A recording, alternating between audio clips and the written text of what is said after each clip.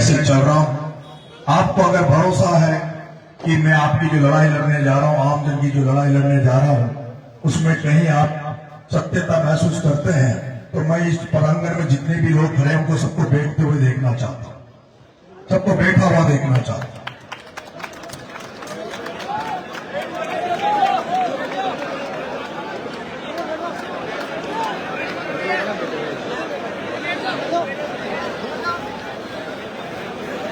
भैया आप भी पीछे चले जाओ, आप पत्रकारिता पीछे करो।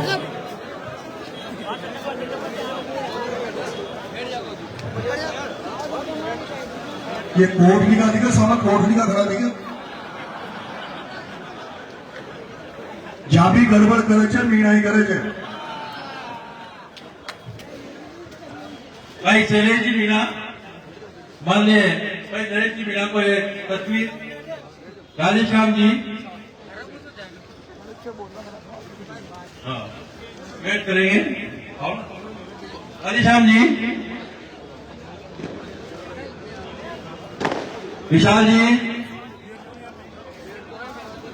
महावीर काका, जम्मू जी मीणा,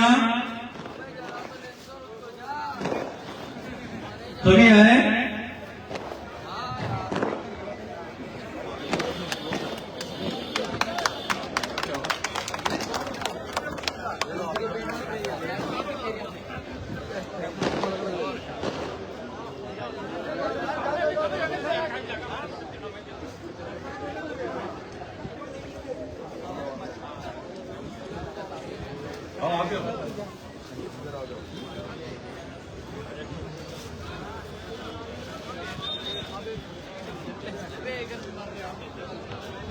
अब आप माननीय भाई साहब का संबोधन सुनेंगे।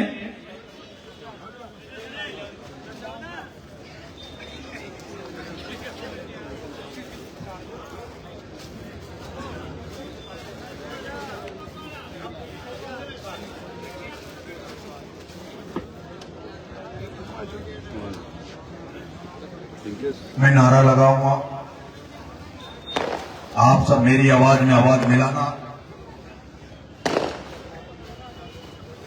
आवाज ऐसी होनी चाहिए कि जो सपने के साथ भगत सिंह ने फांसी खाते समय कहा था कि मैं लाखों करोड़ों भगत सिंह पैदा करूंगा, मैं ऐसा काम करूंगा जिससे क्रांति देश में आएगी। मैं चाहूंगा बपावर से ये आवाज हमारे उस महान पुरुष शहीद भगत सिंह, आजम भगत सिंह तक जानी चाहिए। दोनों हाथ खड़े करके, मुट्ठियां बंद करके मेरे साथ नारा लगाएंगे, इंकलाब जिंदाबाद, जिंदाबाद, जिंदाबाद। ऊपर वाले वो लोग नहीं लगा रहे जो शायद भगत सिंह को जानते नहीं होंगे आप लोग। ऊपर वाले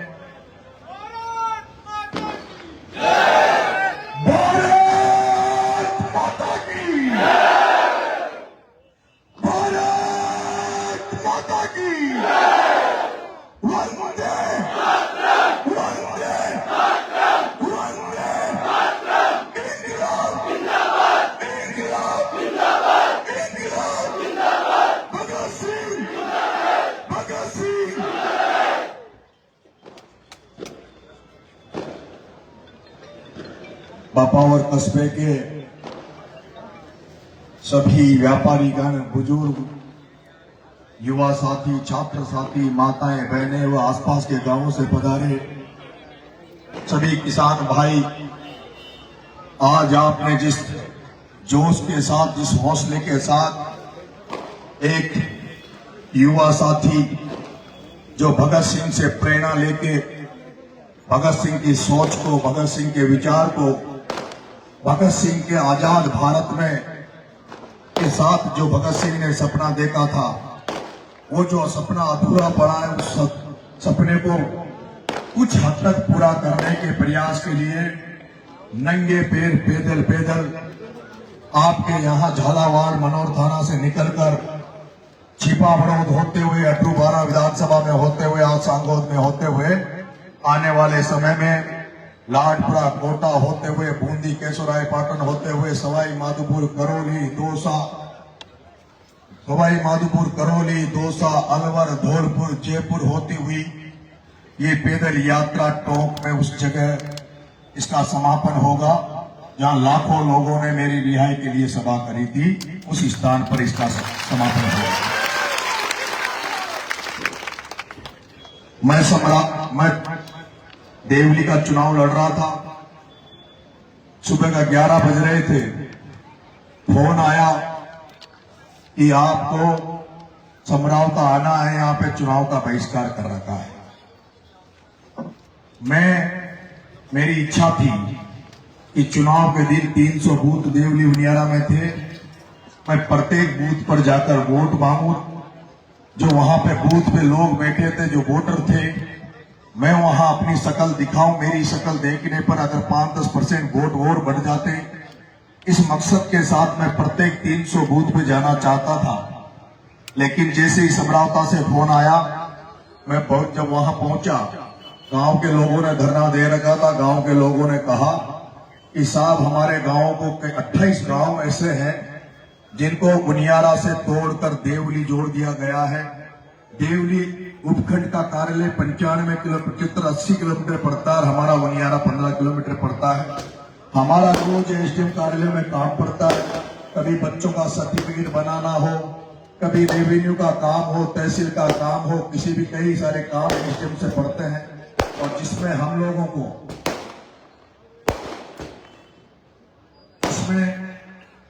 को मजबूरी वश किराया लगा के उनियारा की जगह हमें देवली जाना पड़ता है। इसलिए हम बहुत दिनों से मांग कर रहे हैं कि हमारे गांव को समरावता में उनियारा में जोड़ दिया जाए। मैंने कहा दिक्कत क्या है साहब, एसडीएम को ज्ञापन दे दिया, कलेक्टर को दे दिया, मंत्री एमएलए को दे दिया, यहाँ के लोकल सांसद को दे दिया, कोई सुन नहीं रहा। तो हम तो चाहते हैं कि कम से कम आज आके वो लिखित में हमारा ज्ञापन ले ले, हमें आश्वस्त कर दे, तो हम लोग ये बहिष्कार बंद कर देंगे।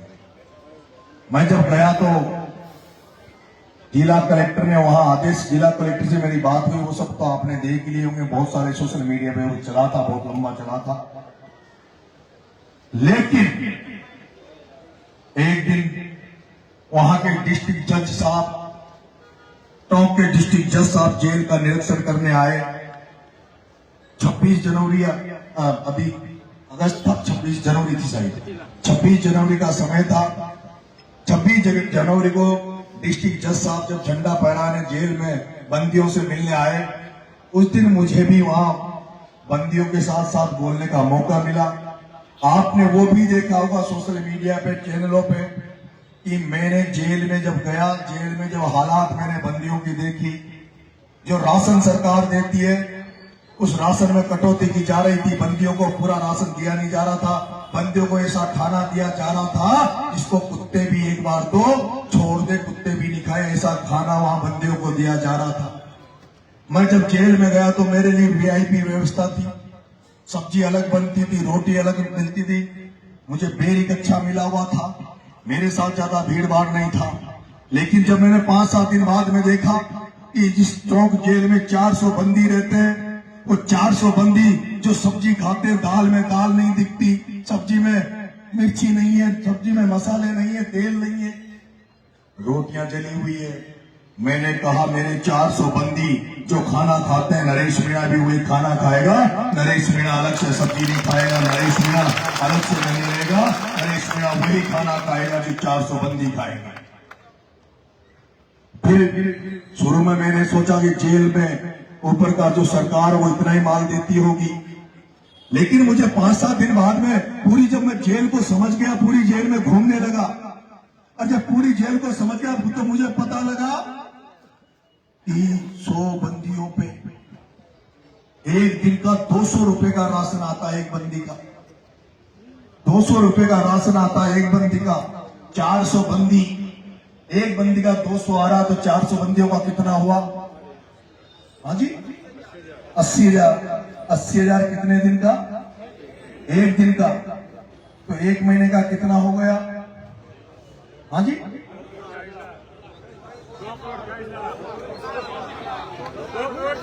अब बताओ, 24 लाख हो गया ना एक महीने का, और 10 दिन का 8 लाख।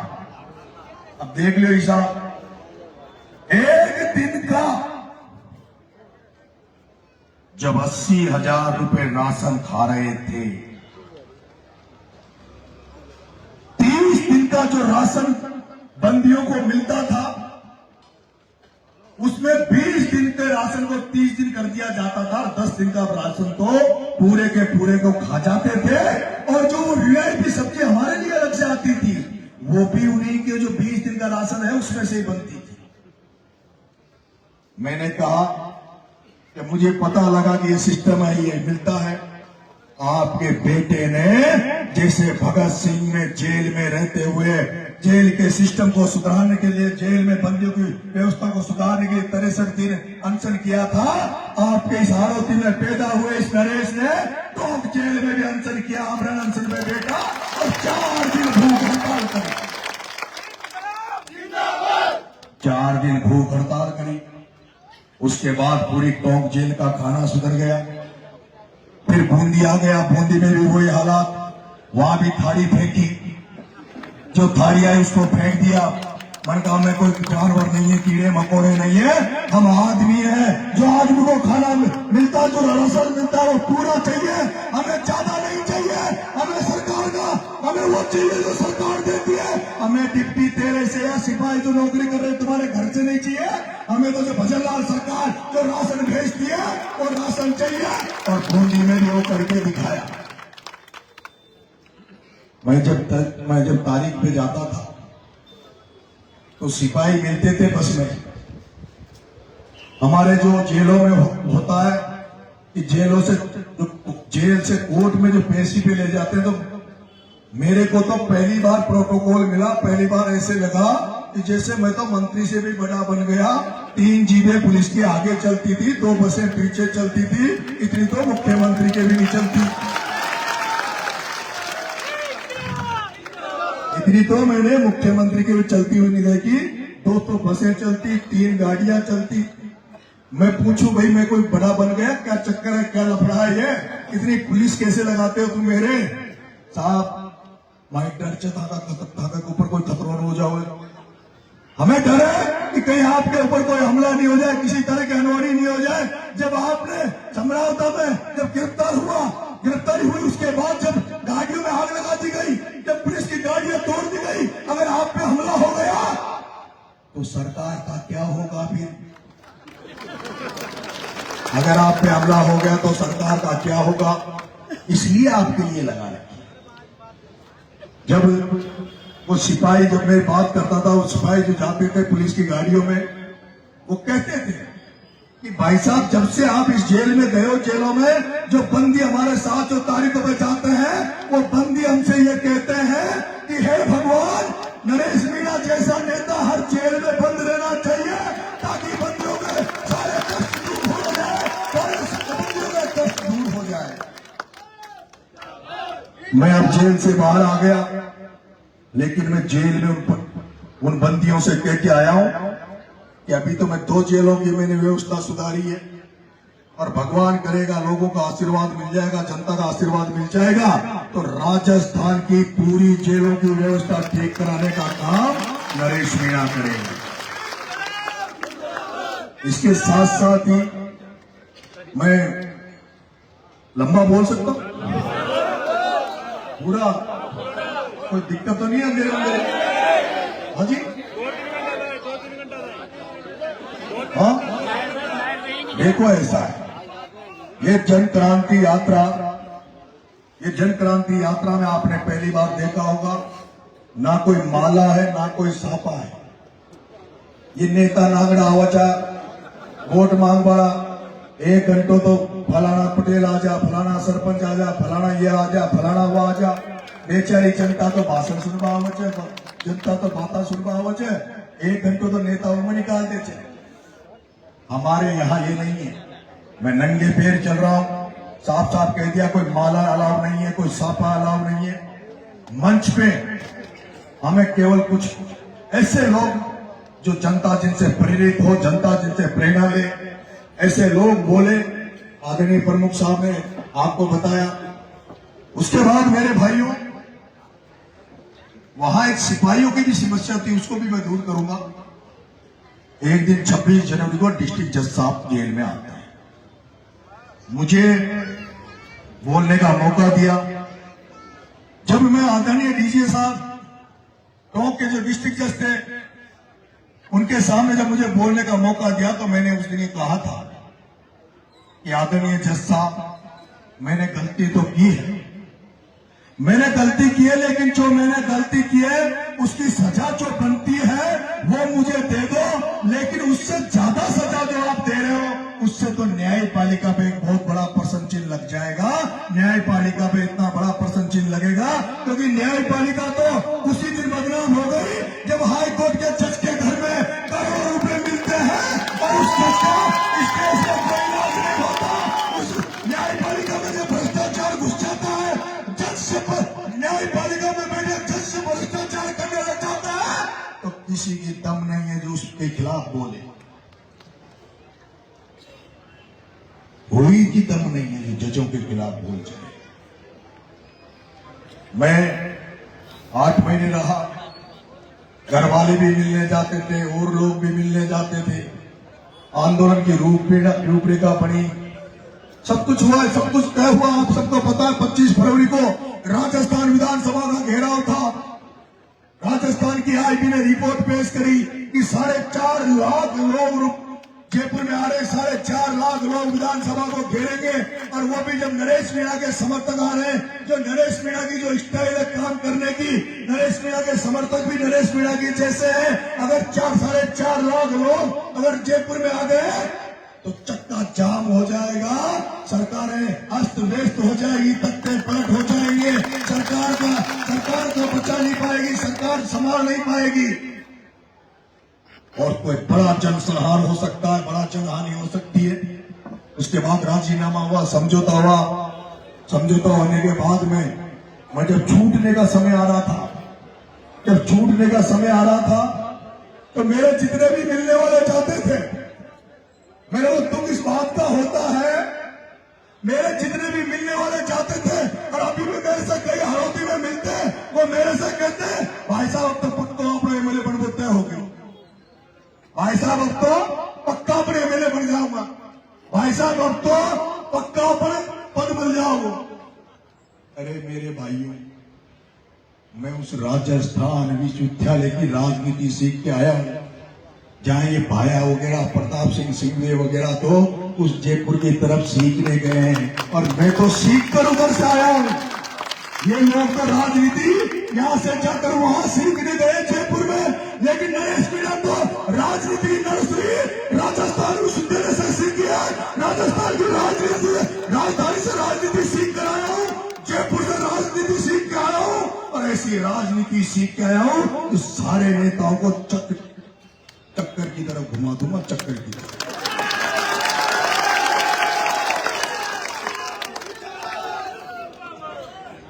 सारे लोग जाते थे, कहते थे भाई साहब अपन बहुत बड़े बन गए, भाई साहब अपन बहुत बड़े बन गए, बहुत बड़ा नाम हो गया, पूरा देश जान गया। अब आप बाहर आओ तो बिल्कुल शांत रहना, गुस्से पे काबू रखना, आप अपने तेवर और तरीके को थोड़ा ढीला करना, नरम करना। मन का सही बात है, अपने आप को बदलने की कोशिश करूंगा अगर बदलने का आया तो, लेकिन जैसे जेल से बाहर आया,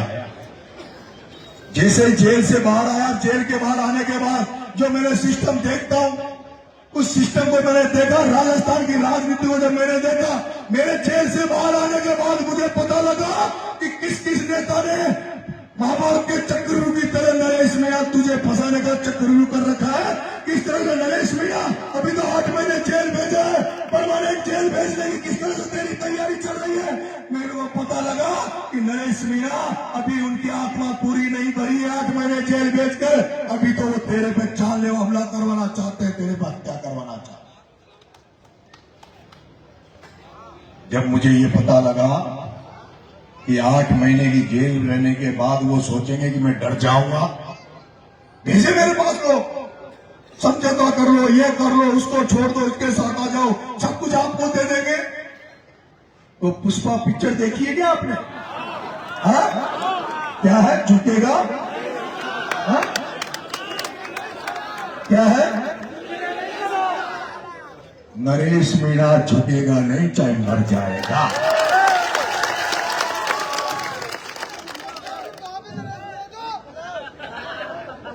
मैंने एक दिन अचानक से बाबा खाटू के दरबार में ढोक देने के बाद, और मेरे को ऐसा लगता है कि जिस तरह का समरावत में कांड हुआ था, उस दिन जिस तरह का कांड हुआ था, गोलियां चल रही थी, बंदूकें चल रही थी, तो वो गोले जो गैस के गोले होते हैं, जो मिर्ची बम होते हैं, वो फेंके जा रहे थे। रात को 3 बजे हमारे पास खबर आई कि एक माँ और 2 बच्चे इस घटनाक्रम में एक्सपायर हो गए। लेकिन इस बाबा खाटू श्याम की कृपा रही कि उस दिन भी कोई जनहानि नहीं हुई। 8 महीने जेल में रहने के बाद भी मैं सेफ बाहर निकल के आ गया। और अभी अचानक जेल से बाहर आने के बाद एक दिन रात में अचानक दिमाग में चीज आई कि क्यों ना जो अभी मुद्दे, ऐसे मुद्दे जिनको अन्ना हजारे सही नहीं कर पाया, जिनको कांग्रेस कभी सही नहीं कर पाई, जिनको नरेंद्र मोदी सही नहीं कर पाया, नरेश जो भगत सिंह ने सपना देखा था, वो सपना अधूरा पड़ा है। उस सपने के लिए नरेश तुझे लड़ना चाहिए, तुझे सड़क पर निकलना चाहिए। और नरेश तेरे को तू जब निकलेगा तो मैंने ये किताबें बहुत, इस बार जेल गया तो ये भगवान उनको धन्यवाद देना चाहता हूँ जिन्होंने जेल भेजा, उनको धन्यवाद देना चाहता हूँ जिन्होंने जेल भेजा। और मैं तो कह रहा था, मेरे घर वालों से कहा, अरे मुझे अभी मत छुड़ाओ, बाहर काम भी नहीं है, अभी तो चुनाव भी 2.5 साल बाद बचे, 5 साल बाद में छुड़ा लीजिए, और गुस्सा आवा दो जनता में, और भावना पड़वा दो, और जब बाहर आओ जब जल्दी बेगन मर जाओ। लेकिन यहाँ बेगन छुड़ा लिया, यहाँ बेग जल्दी वाली कर दी। मैं जब वहां सोच रहा था, मेरे भाइयों, मेरे युवा प्यारी भाइयों, किसान भाइयों, भगत सिंह ने हंसते हंसते इस देश की आजादी के लिए फांसी का फंदा अपने गले में डाल लिया था। महाराणा प्रताप ने राजपाट, गढ़, किले, हाथी, घोड़े, सैनिकों को सबको छोड़कर केवल अधीनता स्वीकारनी थी, इसलिए गढ़, किले सब छोड़कर जंगल में घास की रोटी महाराणा प्रताप ने खाई। झांसी की रानी ने सब कुछ छोड़कर अंग्रेजों की सल्तनत से लड़ते लड़ते अपने प्राण न्योछावर कर दिए। आज वो जहां कहीं भी होंगे, जिस भारत के लिए लड़े हो, इस देश के लिए लड़े हो, वो क्या सोच रहे होंगे कि उन्होंने क्या इस देश के लिए, आज जो देश बना हुआ, जिस तरह का देश में हालात हो गए, क्या इस देश में इस हालातों के लिए उन्होंने क्या अपनी कुर्बानियां दी थी क्या? मैं पूछना चाहता हूँ, भगत सिंह ने नारा दिया था, भगत सिंह का एक संकल्प सपना था कि भारत देश धर्मनिरपेक्ष होना चाहिए, भारत देश समाजवाद होना भारत में चाहिए, भ्रष्टाचार नहीं होना चाहिए, चारों तरफ सब लोगों को न्याय होना चाहिए। मैं पूछना चाहता हूँ, ये जो जन क्रांति यात्रा में निकाल रहा हूँ, 11 मुद्दों के साथ निकाल रहा हूँ, वो जो मिलावटखोर, जो तुम्हें रोज कैंसर परोस रहे, तुम्हें हार्ट अटैक परोस रहे, जो मिठाइयों में जहर मिला रहे, जो दूध में जहर मिला रहे, जो सब्जियों में जहर मिला रहे, जो खाद बीज में जहर मिला रहे, आज हमें दुख होता है। मेरे गांव में भी चले जाओ तो गांव में भी अगर पड़ोसी के घर से घी लोगे तो वहां भी शक होता है कि ये घी असली है कि नहीं है, शक होता है कि ये घी असली है कि नहीं है। गांव में चले जाओ, कोई सांपा वाला आदमी मिलता नहीं है, 70 साल से बुजुर्ग कोई दिखता नहीं है, क्योंकि लकवा आ रहा है, कैंसर आ रहा है, आपके क्या नाम से हार्ट अटैक, बच्चों, छोटे छोटे बच्चों के हार्ट अटैक आ गया। ये क्यों हो रहा है? क्योंकि खाद्य पदार्थों में मिलावट का दौर चल रहा है। उस मिलावट की वजह से आज हर घर में बीमारी है, हर व्यक्ति बीमार है। दूसरा, नशा। मैं इस राजस्थान को नशा मुक्त बनाना चाहता हूं। नशा इसमें आपके यहाँ बपोर में भी होंगे, वो नशेड़ी जो नशा करते हैं, पहले खुद के शरीर को खत्म करते हैं, फिर परिवार को खत्म करते हैं, और जब परिवार से खुद से उनके नशे की पूर्ति नहीं होती तब वो आसपास चोरियां करते, चकारियां करते, आसपास के वातावरण को गंदा करते, रात में लोगों को, सोते हुए लोगों को मार देते, एक पूरी स्मैक के चक्कर में हत्या कर देते, एक पूरी स्मैक के चक्कर में हत्या। मैं कहना चाहता हूं, लेकिन वो जो स्मैक ने जिनको नशा लग गया, उनकी उतनी बड़ी गलती नहीं है, लेकिन इस बपाउर में भी जो स्मैक पी रहे, कोई तो पूरी बेच रहा होगा, या कोई तो पीन की पूरी का धंधा कर रहा होगा। मैं पूछना चाहता हूँ, क्या यहाँ के थानेदार को ये पता नहीं है कि कौन कौन पूरियां बेच रहा है? क्या यहाँ पता नहीं कि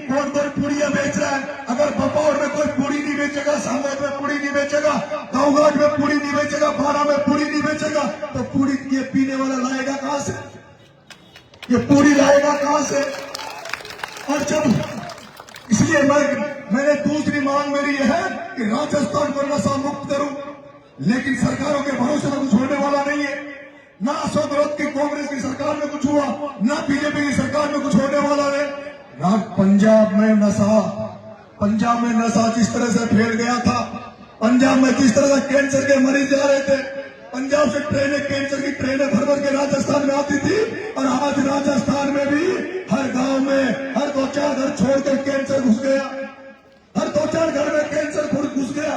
उस कैंसर का इनका कारण केवल ये नशा है। मैं आपसे कहना चाहता हूं, बपौर के व्यापारियों, बपौर के किसानों, बपौर के जनप्रतिनिधियों, मैं कहना चाहता हूं, अगर आज आप तय कर लो, कसम खा लो, यहाँ के थानेदार से कह दो कि थानेदार अगर कोई ने पूरी बेचता मिल गया, पता लग गया कि फलाना आदमी इसमें बेचता है, और इसमें बेचने वाला अपने परिवार को पालने के लिए, अपने बच्चों को पालने के लिए हजारों परिवारों को खून कर रहा है, हजारों परिवारों को बर्बाद कर रहा है। ऐसा जो इसमें बेचता है, नशा बेचता है, ऐसे नशा बेचने वाले सौदागर को तो जेल में डलवा देना चाहिए, और जब तक जमानत उसकी कभी जमानत नहीं करवानी चाहिए, उसको जेल में पड़े रखो। इसलिए मैं जन क्रांति निकाल रहा हूं कि राजस्थान नशा मुक्त। 8 बजे के बाद सरकार का रवैया की शराब की दुकानें नहीं खुलेगी, लेकिन मेरे को लगता है कि 8 बजे के बाद ही दुकानें चालू होती है। 8 सरकार का नियम है कि शराब की दुकानें 8 बजे के बाद नहीं खुलनी चाहिए, लेकिन मुझे तो ऐसा लगता है कि दारू की दुकानें 8 बजे के बाद खुलती है।